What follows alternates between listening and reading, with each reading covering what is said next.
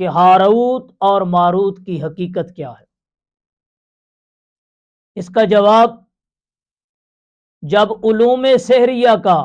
زور حد سے بڑھ گیا، جادو کے علم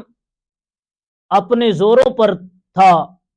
عوام کے ذہن کے اندر ہادیان حق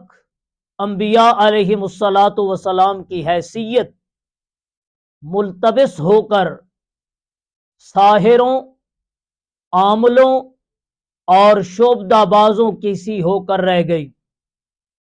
تو حکمت ربانی نے حق اور باطل کے درمیان فرق نمایاں کرنے کے لیے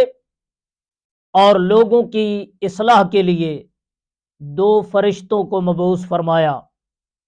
ایک کا نام ہاروت اور دوسرے کا نام ماروت تھا۔ انہیں اللہ نے جادو کی حقیقت دے کر روانہ کیا تاکہ لوگوں پر حقیقت واضح ہو جائے، معجزہ اور جادو کے درمیان فرق کریں، مگر یہود نے خیانت کرتے ہوئے جادو پر عمل کیا۔ اس کا دوسرا جواب،